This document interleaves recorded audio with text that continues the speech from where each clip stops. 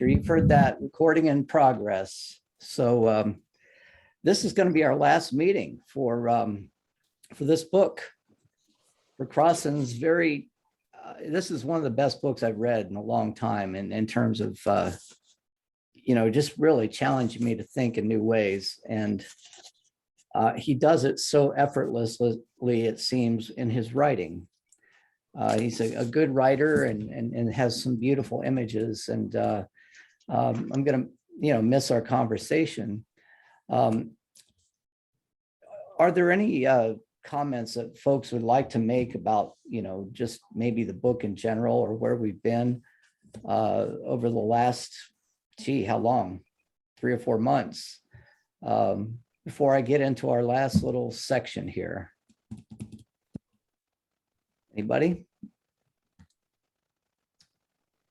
Well, it gave me a whole new perspective on things, opened my eyes in a lot of ways so I really appreciate our taking on this book. I think Denny brought it to mind way back when. Yeah, and it doesn't, well, I think it should preach well, but people will not hear it well. I'd already pretty much had developed this perspective, but had articulated it the way that Crossan had. But he makes several moves that are so important that I really hope we can move forward as as theologians, as church laity, to think about, especially what we're going to talk about in this last section. But in the second to last chapter, I did want to mention, Crossan has talked about the reactionary Paul versus the radical Paul, and in the middle was the conservative Paul. And maybe I should back up. The radical Paul was a strict egalitarian, no longer Jew nor Greek, slave nor free, male and female. But the conservative Paul, what you see, and it's not clear that Paul wrote these letters, most likely not, because the style, syntax, everything is different in the Greek. But what we're seeing is a representation of what Crossan is trying to say, that whenever the subversive, or whenever the assertion, or and it is a subversive message of the gospel, is promoted or promulgated, there will be an equal subversion by civilization to come in and try to undermine it, and to try to what's the right word? I can't think of the right word for it right now. Incorporate it into the status quo. But the radical Paul wanted to emphasize that Christianity, or the way of Jesus, as it was probably being referred to it by his time, was in stark contrast to the Roman Empire of the time. The conservative Paul, the author of Colossians and Ephesians, for example, starts to make more concessions towards the Roman Empire. And by the time we get to Titus, in 1 Timothy and 2 Timothy, you see a church organized around some of the same structures that you would see in the Roman Empire, specifically the paterfamilias. The church bishop should be married to one woman, right? And now the emphasis is on his marriage. Women need to be silent, asking their husbands. Slaves, he doesn't even write to slaves. He writes to slave masters saying, you tell your slaves to be obedient, that kind of thing. And I think Crossan makes just a very good step-by-step argument as to how that could happen. But the one thing we didn't get to talk about last time is a tradition in Christianity, especially in the Coptic and Greek Orthodox churches. And these are the churches that, are probably closest historically and theologically to the original Paul, or the original church. They're the churches that once occupied present-day Turkey, and of course down into Egypt, Syria, So you may sometimes hear about Syrian Orthodox churches. In fact, I think we have a Syrian Orthodox church in Kearney, which would be very interesting to visit sometime. But there is this this tradition that Paul proselytized, evangelized with a woman by the name of Thecla. And the story goes that, Thecla was of course, she's understood to be a saint in the Orthodox Church now, but Thecla one day heard Paul preaching about the importance of celibacy. And the story goes that she listened to Paul for 3 days. And of course, this relief demonstrates that. Thecla being, a Roman virgin, so to speak, about to be married, betrothed to be married to, an upstanding young Roman man, and heard Paul preaching. And she decided that Paul had something to really hang on to. And she turns her back on everything that, was expected of her, and takes up the role of, companion of Paul, co-evangelist, you might say. And her name is Thecla.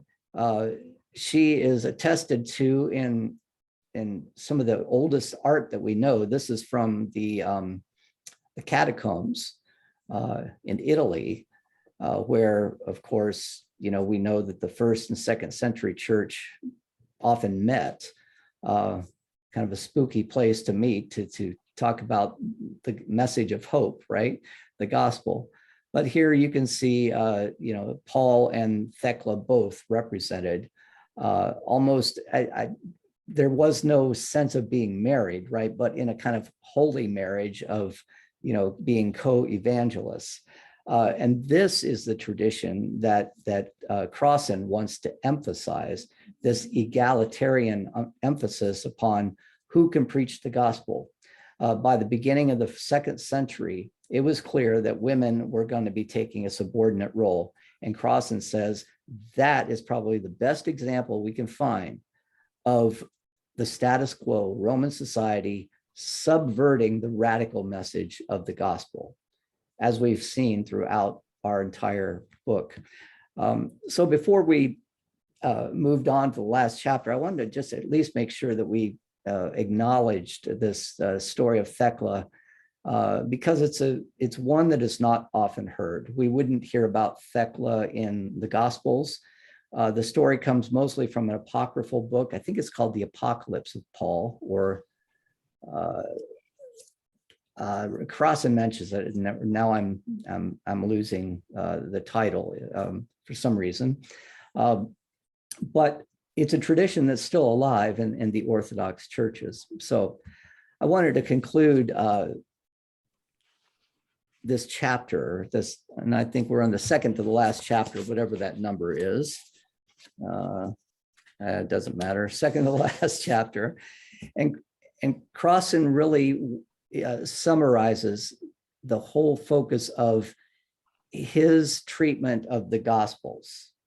We looked at John the Baptist, we looked at Jesus, and we looked at Paul.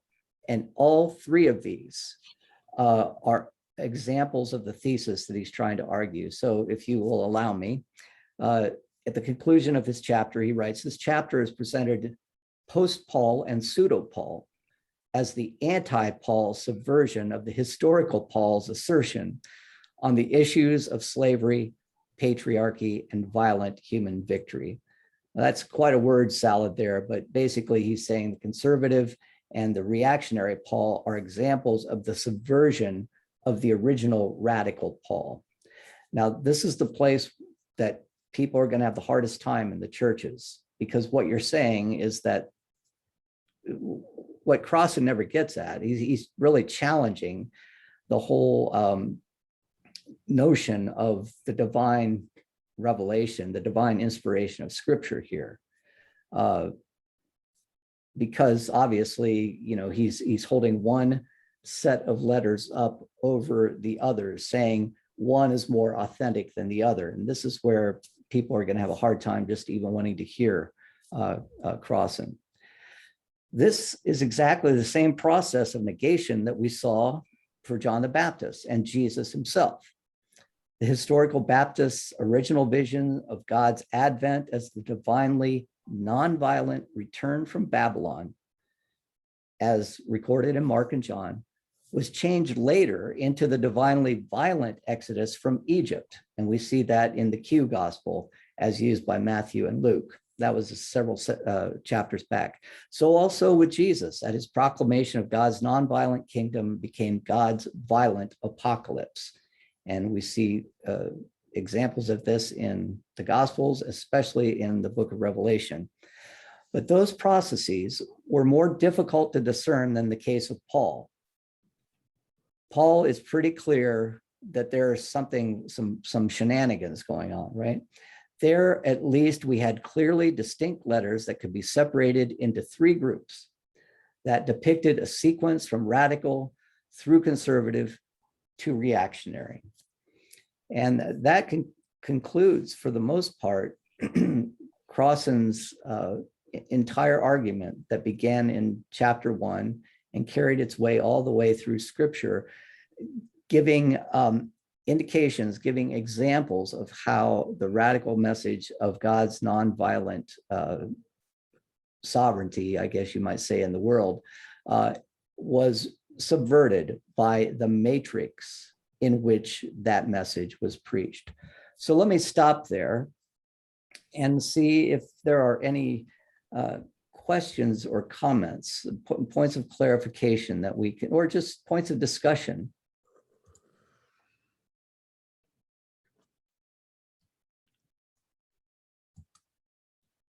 I don't have some of my usual suspects today, like Denny and Kathy. Well, so I guess I was on mute, Dan. Oh, Something okay. that I'm thinking about and I've thought about ever since Matt made this comment a few chapters back, and I don't remember now what chapter that was. The idea that was coming, not the idea that was being discussed, not that was coming across, left us with actually Easter and what it means. Right. Yeah, all that, well, of course, as Mac often does, he really gets right to the meat of things.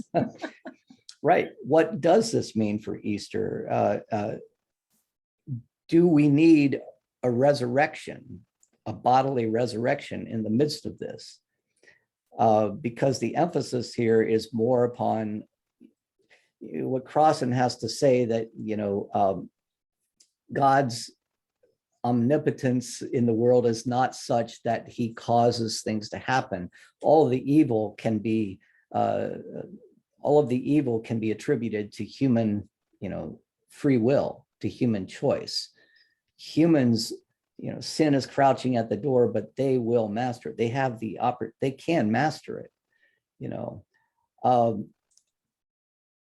That being the case, then it really puts the onus on the believer in this nonviolent Jesus to start living in this radically new way, in a way that involves an exertion of his or her will. And Paul even saw this himself. One of the drawbacks of this salvation by grace idea is something known as antinomianism. Well, if I'm saved by grace and I didn't have to do anything, well, heck, let me go out and sin so that grace may abound all the more, just to emphasize just how great God's grace is, that he could save such an unrepentant sinner like myself. And of course, Paul talks about, no, you need to act according to sanctification and things like this. But all of this is dependent upon the central event in the Christian story. The midpoint, and this is the midpoint in a linear progression, the death, crucifixion, and resurrection of Jesus. And what Crossan is going to do is he's going to take that linear, historical, chronological narrative and turn it into something much more dynamic and holistic. Because he's going to suggest that the climax of the story is not the ending that we're waiting for. The climax has already happened.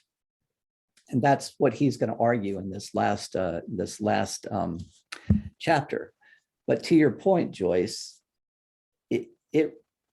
Crossan does not really talk much about this. I don't think he feels he needs to, but it really puts a different, it casts a different light on the focus of the resurrection.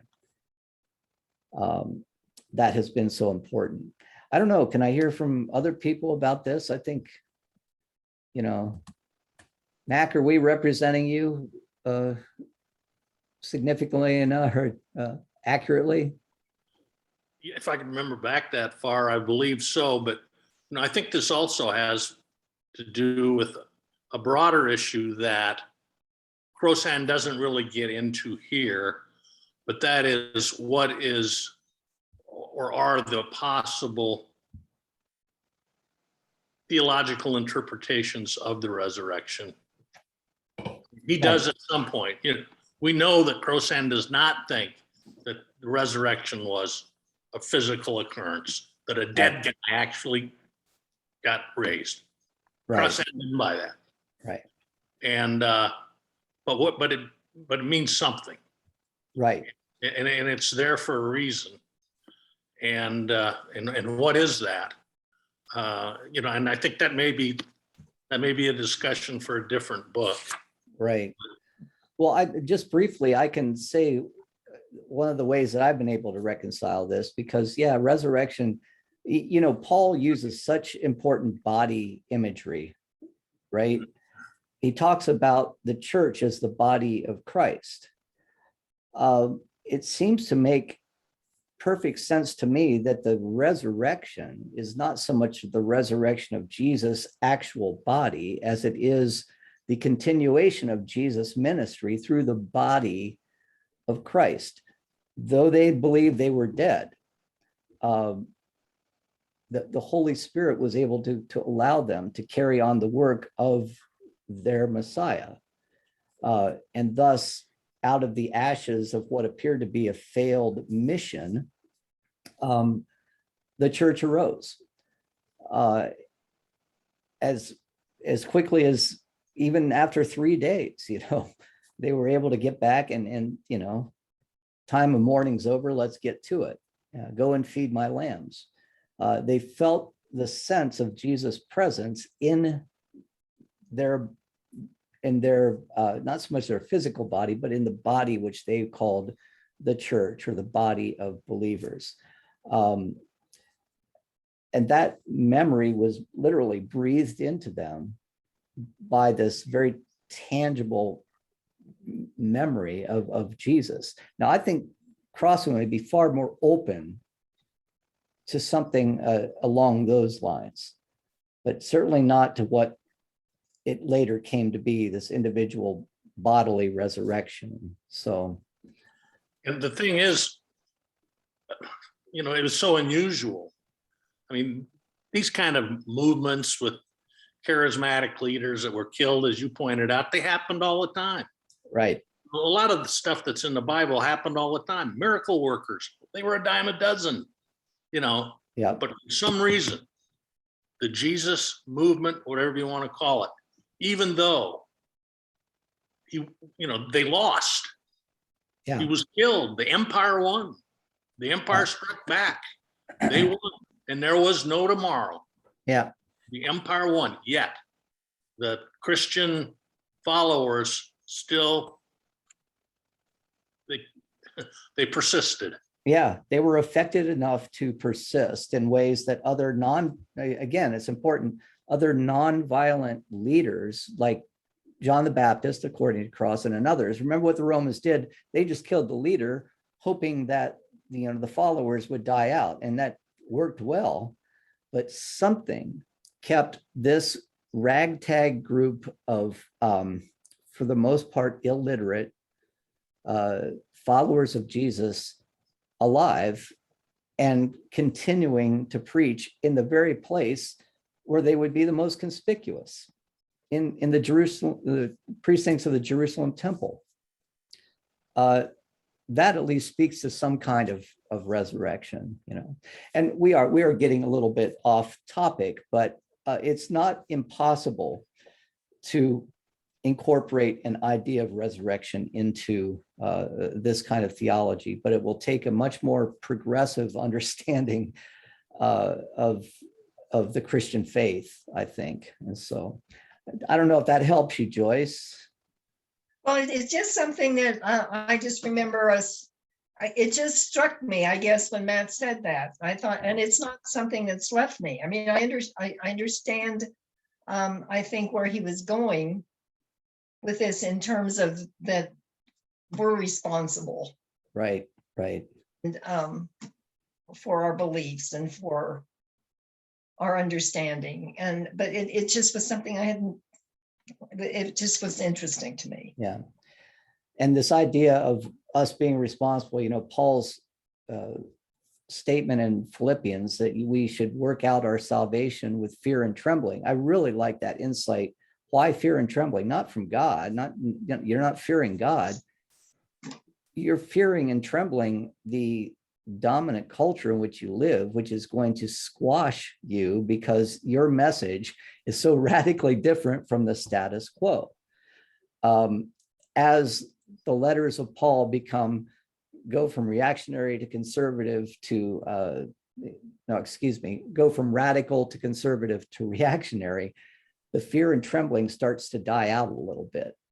In fact, today, despite what people say about, there's a war on Christianity, I don't think people are working out their faith with fear and trembling. Now, if we tried to do what Crossan was saying here, I think there would be some fear and trembling, right? Because we are challenging what has become the subversion of this radical message. This is really beautiful stuff, and it's very hopeful, but it also says, boy, you've torn down this temple, now let's rebuild it. And Crossan gives us an example of how to do that. Before doing that, he really wants to emphasize, these three levels that he has been working on. And this is the last chapter that we're talking about. And he wants to talk about some metaphors that we've seen before. First of all, is just the realization that is in the title of this book. That we're riding a biblical express train, is what he likes to call it. That we're riding along two parallel tracks. Parallel lines never cross. They will always remain separate, right? As is necessary for a train. We're riding along two parallel tracks. One of those emphasizes a God of love and nonviolence, while the other emphasizes a God of violence and retribution. Also parallel here are two understandings of justice. One being an equal distribution of goods, services, love among all human creatures. The other being retributive justice. The church over the last 2,000 years has somehow been able to develop this, if I'm using the word correctly, kind of schizophrenic personality, And when you've got two opposing perspectives, what tends to happen is you draw on one when you need it, and you draw on the other when you need it, when it's most convenient to you. And because we've been doing that for so long, we have been living in this kind of schizoid way. So this first level that he's talking about, let's just address the problem. And then he wants to get to the second level. He says, in addressing the problem, we want to sink deeper into it and think of this as a ball, if you will, or a sphere that you can see through. On the outside is this initial problem, the biblical express train. That's the metaphor we've got. Well, let's go a little bit deeper into the second level. And what do we find at the second level? He said, well, as I think of it, the metaphor I'd like to use is that there's a heartbeat that we can find in Scripture. And, like our heartbeats, it's not something that we can see usually from the outside, but it is there. It's what's keeping us alive. It's not heard by others. It's barely even heard by yourself, if you can hear it.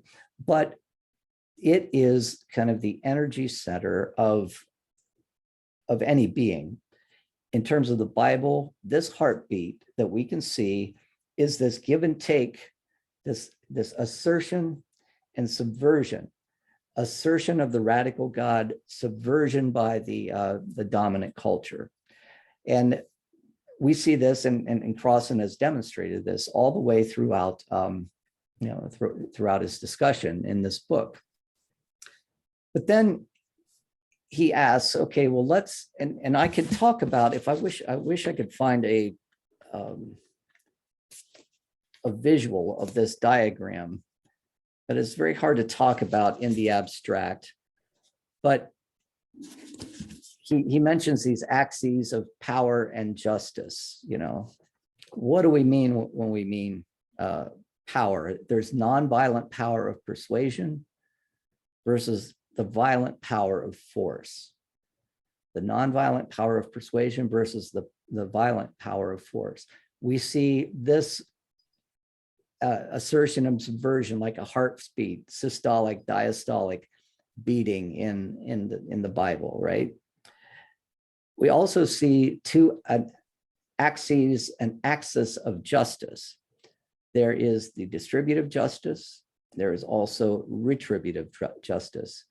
The retributive justice falls along a dividing line that also includes the axis of power that incorporates violent power. So if you were to take that, image that you're seeing on page 239, and I'm sorry I couldn't get a PowerPoint image, and you were to start up at the upper right-hand side of the page where the book number is 239, and draw a line straight down to the beginning of that paragraph that cuts straight through the intersection of those two axes, you will see the twin sides of the church's theology. In the southeast corner, you might say, you've got this violent power of axis and this violent power of force and this axis of justice that is retributive. That represents everything that's been subversive about dominant culture and has tried to undermine the radical message of God. Up on the northwest corner, you might say, on the northwest side of the line, you've got what Crossan believes is the original message of Jesus, the nonviolent God whose justice is distributive justice, egalitarian, equality for all, or equity for all, I should say, but non-violence is at the center of this. That being the case, what becomes the metaphor? Remember, we've got the biblical express train, we've got the biblical heartbeat. What metaphor lies at the source of this sphere that we're talking about? And here's where Crossan really, I think, waxes eloquent. And I'm going to read mostly, if I can, because what he has to say is, if I can find it here, when you get to level 3, he wants to say at the center of the sphere, we have a norm, and he's been touching on this throughout his argument. And it goes like this: if the norm and criterion of the Christian Bible is the biblical Christ, well, I should say the norm and criterion of the Christian Bible is the biblical Christ, right? He is the one to whom we look in order to understand the rest of the Bible. But the norm and criterion of the biblical Christ, the one to whom we look, is the historical Jesus. So in order to know the biblical Christ, we have to know the historical Jesus. And Crossan has been doing this by looking at the matrix into which Jesus was born, and how the culture he lived in, the language he spoke, the food that he ate, the people he hung out with, how that informed who he was. So what kind of metaphor will we need in order to kind of bring that to light? And this is where I'm going to start reading on the bottom of the on page 241. You'll have to excuse me. I do have some visuals to go with this. So he says, I've arrived at this metaphor, but this is how I did it. In early September 2014, my wife Sarah and I, along with our friends Anne and Alan Perry, spent a morning among the magnificent frescoes of the Benedictine Basilica of the Archangel Michael Sant'Angelo in Formis, high above Capua in Italy. This is the place they're talking about right here. The frescoes are from around 1072 and are similar to those painted on Monte Cassino's contemporary Abbey Church of St. Benedict. They are the most complete integrated bi-testamental fresco cycle still in extant Europe. And he gives, he tries to give you this visual panorama idea. When you stand just inside the entrance of the basilica, facing forward, the biblical scenes swirl around you in one continuous narrative sequence from creation to ascension. Right? So what he's saying is when you stand at this place, the biblical sequence starts right up here in this corner and moves in a linear progression, though not linear, remember, we're in a basilica. It moves, if you can, I don't know if you can see my cursor or not. Here it is, here, right here. It moves from creation, to fall on all of these frescoes and all around, picking up over here in the New Testament, the story of Jesus' life, finally to this place where Christ is enthroned in glory, but in a special kind of glory. I'll give you a little closer view of this. Facing forward, the biblical scenes swirl around you in one continuous narrative sequence from creation to ascension. That spiral sequence has 4 layers, one for the Old Testament on the outer walls of the side aisle, framing 3 for the New Testament on the inner walls of the nave. On your left, the outer Old Testament story moves towards you from creation through Eden to Cain, and on your right, it continues away from you through Abraham, Isaac, and Jacob to Gideon. So actually, let me clarify what I'm saying here. We're talking about the Old Testament frescoes over here, then the New Testament frescoes over here.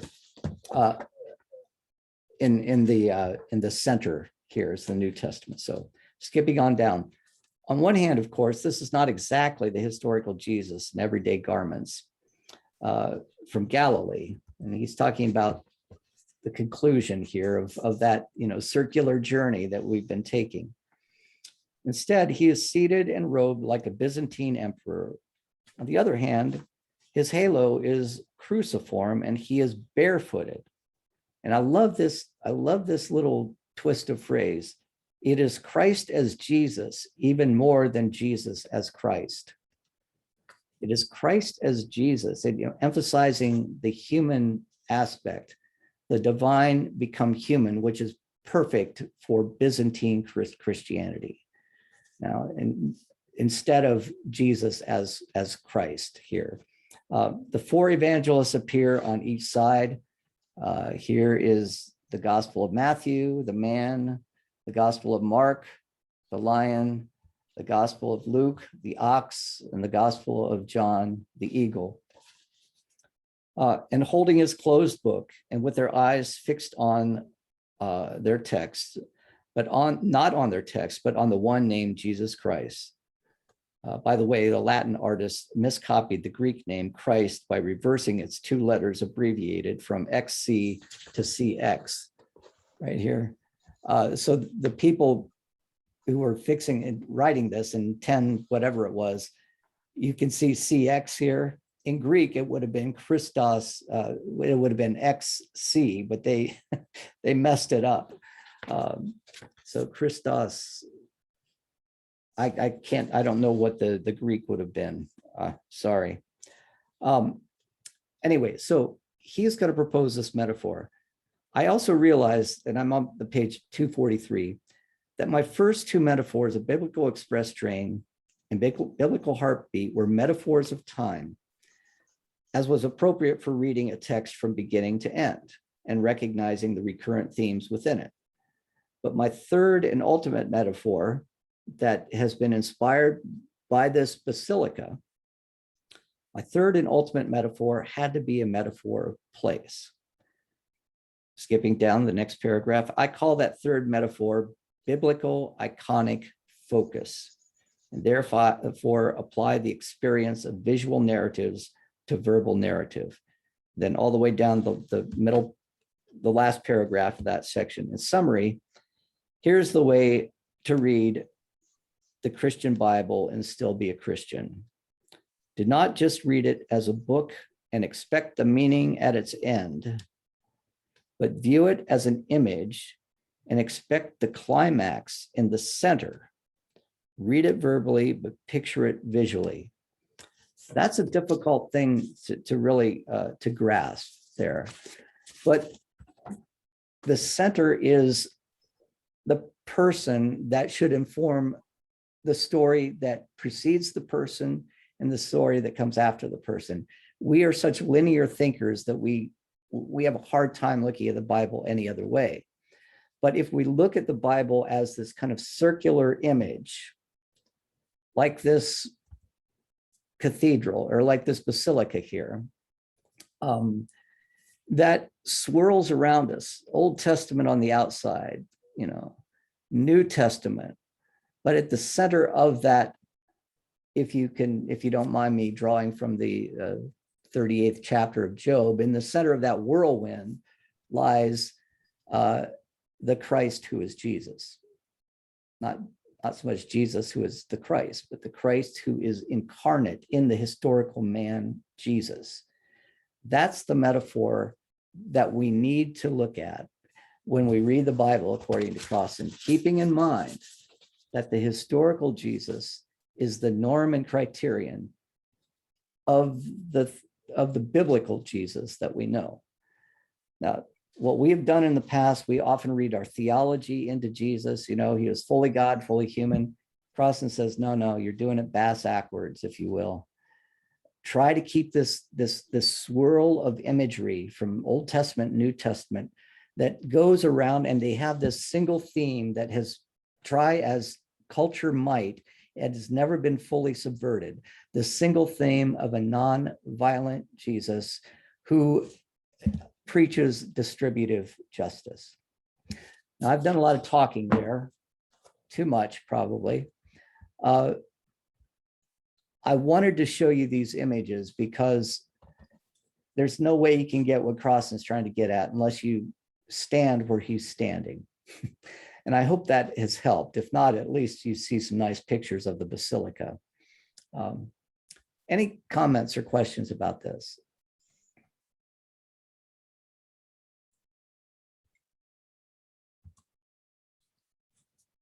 Let me then point out also, see this beautiful, we're so used to what are known as Gothic cathedrals that because of the way the architecture was made, they had these things called flying buttresses. They were able to build, these cathedrals high in the sky and bring in light. But this is a Romanesque building. And this light in this building is very, very unusual. It's got to be a sunny day, and I'm sure they are, blasting lights from the back when this picture is taken. But if you look at this construction, this is about as high as these cathedrals could go. This is about what, 3 stories, maybe 30 feet altogether. And it was because they could build on this very thick foundation, but they weren't able to take the windows up, and most of it had to be brick in order to make it a sound structure. Light did not enter into these kinds of basilicas, for example. The irony of this is that these are the structures that have some of the best fresco artwork from the early millennium of Christianity. But unable to really truly be seen because these cathedrals are often so dark. I would add to that, if we're developing the metaphors, what makes these cathedrals dark, and now I'm speaking metaphorically, is if we're thinking about the cathedral as that biblical image I've been telling you about, is a subversion of our culture. Our culture does not want us to see, or the dominant culture does not want us to see, or tries to darken the message of the nonviolent Jesus of distributive justice. So I don't know if that metaphor helps or not, but I just thought I would throw that in there. But this is where Crossan was standing. And this was at the front of that cathedral. So that being the case, Crossan concludes with, okay, what do we do now? Well, if Jesus is the norm and criterion of the church today, the historical Jesus, and we know him to be a Christ of justice and love, then what have we been doing wrong? And this is where Crossan says, what we've been doing wrong is we've been separating justice and love. And he ends with this, beautiful statement that he could probably write another book on.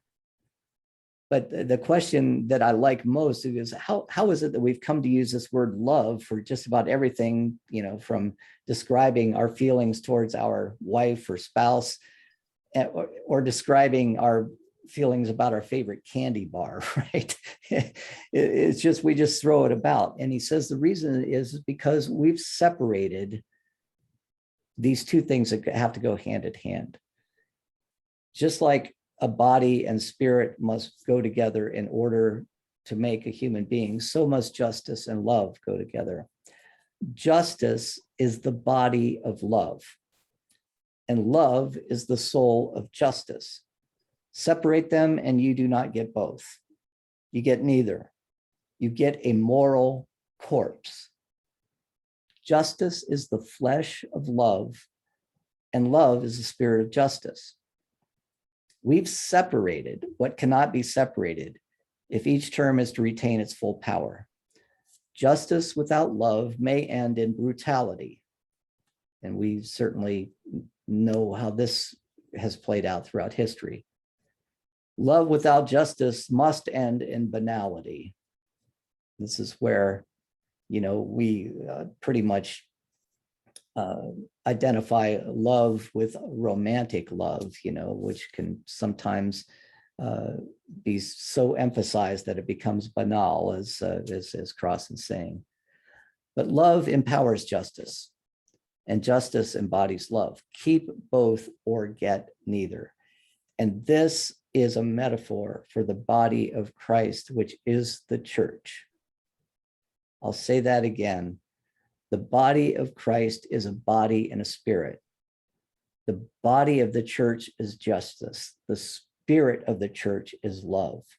In order truly to be church, we must not separate these two, but to bring them together, to embody them together. Doing justice, acting in love, doing distributive justice. When you do justice in love, it becomes distributive justice. I think this is beautiful.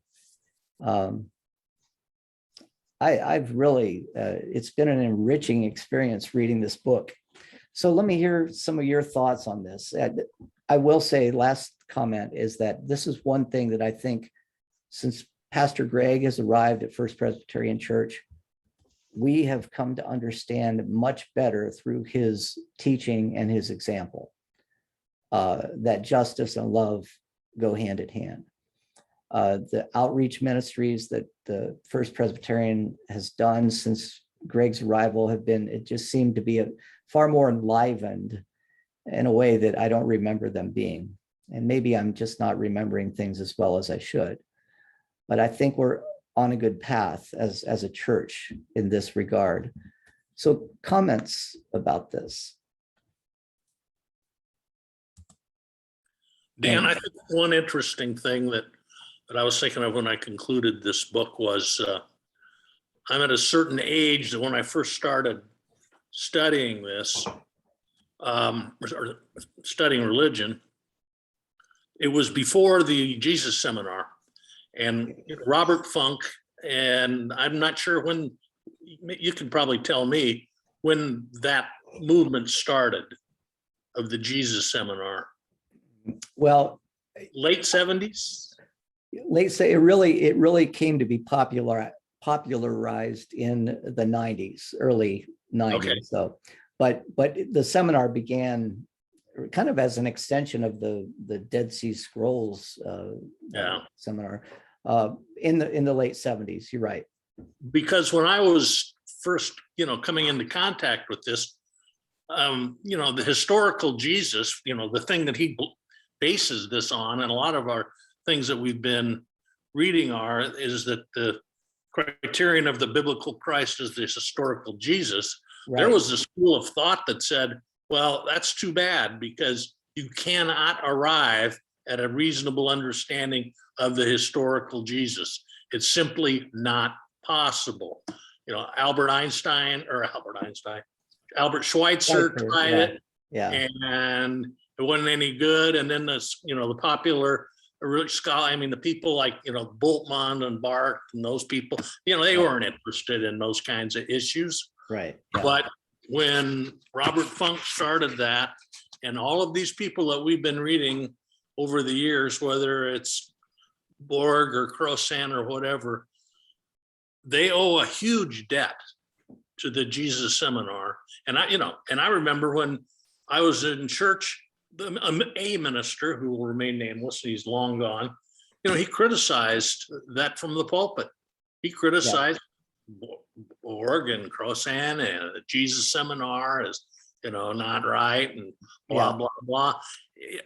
But now our whole understanding, I think, and scholarship really owes a big debt of gratitude to that. Maybe I'm biased because I was just reading my 4th R copy this morning for a while from the West Star Institute, which, by the way, I don't know if it's ever been recommended to anybody, but that's a wonderful publication from the West Star Institute, which is essentially the Jesus seminar. Huh. We read a book by Galston, and he's the executive director of it, for example. Wow. So, but yeah, it's amazing how things have changed in the last 35 years. Yeah. To get to where that's the basis, Right. of the whole understanding of what I agree with you is just a wonderful conclusion of Crossan.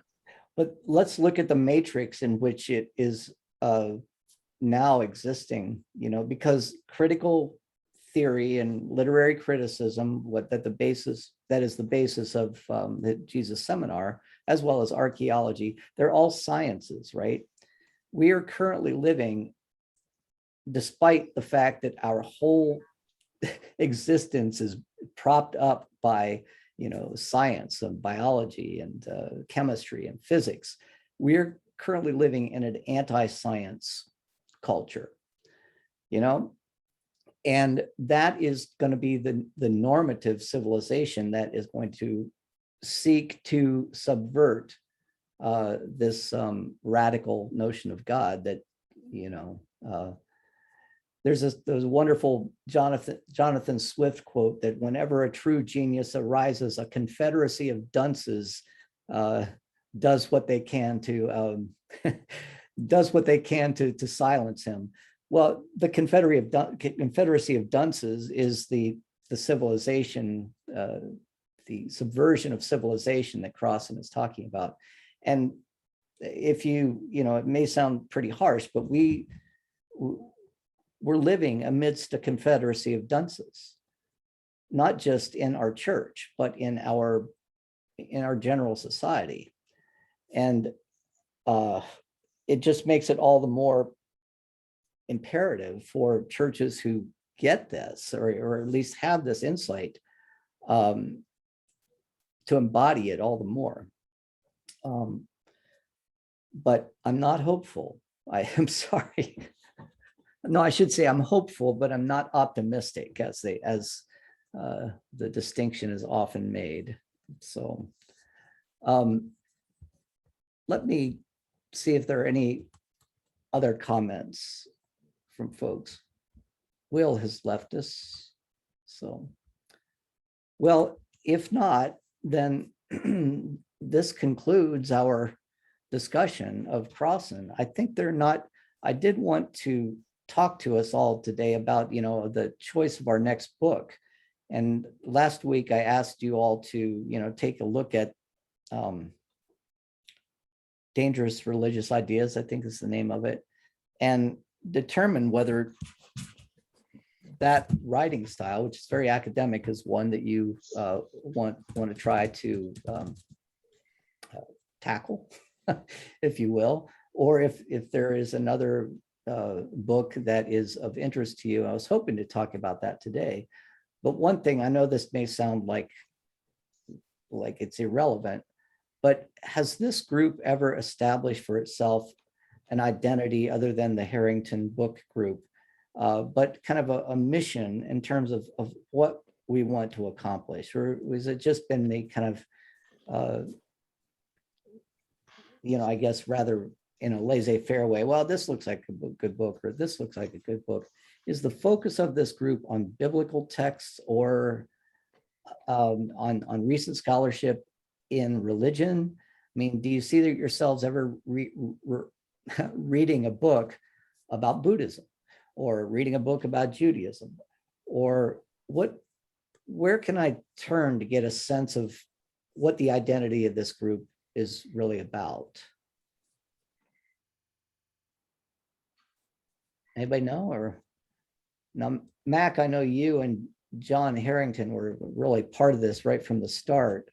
I wasn't. I wasn't. I Oh, couldn't start till I was retired, so I'm a newbie. I don't really know the history of it, other than John would rub it in my face and say, "Too bad you can't come to book club. You have to work." Aha. That was yeah, I see. That's right. You started with the Brueggemann book, didn't you? Yeah, I think that sounds Wealth right. and Possessions. Yeah. Yes, that sounds right. Well, what I want to propose is let's take a break next week and then start on another book in 2 weeks, if you don't mind. I could use a nice break in making a transition here. And I would like to send an email out to everybody and then get their response to the 2 books we're considering. But I'd also like us to think about what other books might be fun to read.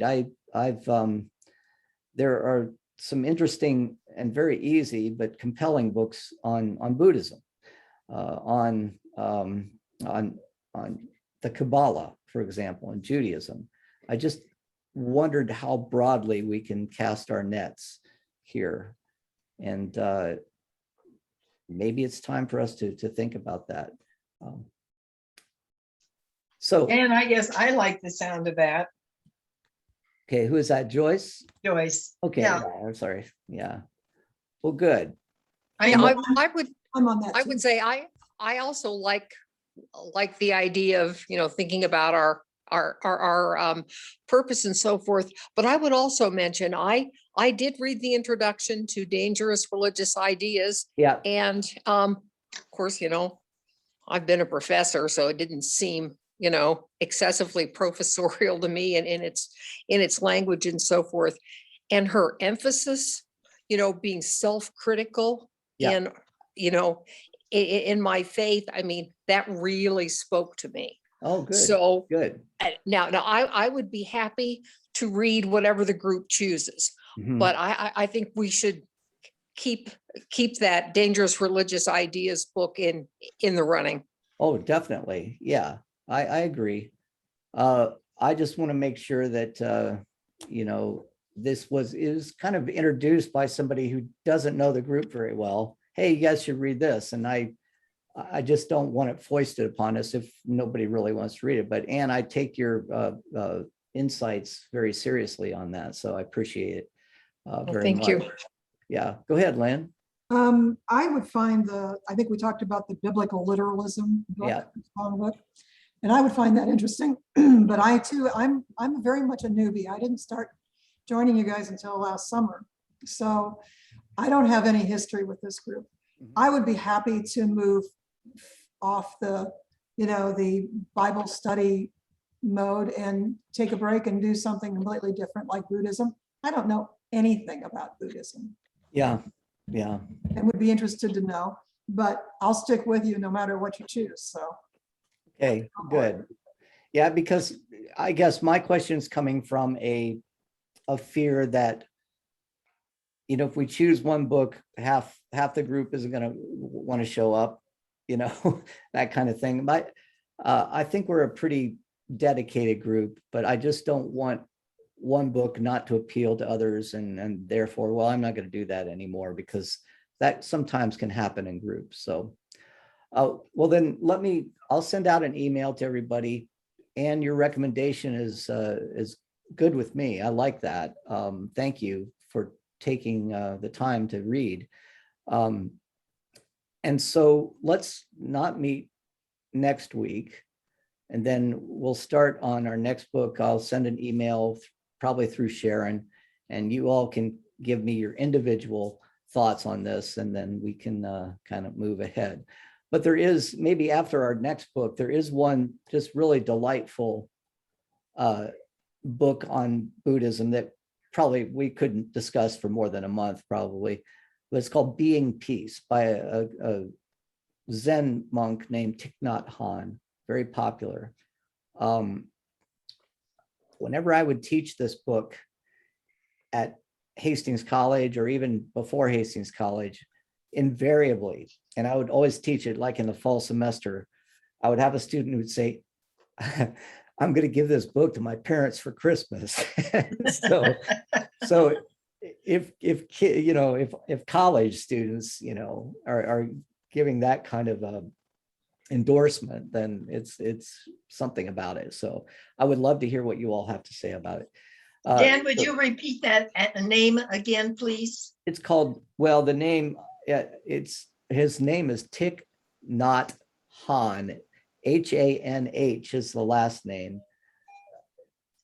However, actually Thich is the first name, but if you look for H-A-N-H, and the book is called Being Peace, and it pretty much falls in line with what we've been talking about here, and also with dangerous religious ideas, by the way. So, but I think it would be kind of a little dessert for us, and I'd really like to take forays into different religious traditions as well, but I want to make sure that that's the will of the group. So, well, thank you, everyone. I'm going to stop recording, and think we should probably be on our way. Let me say it's recording.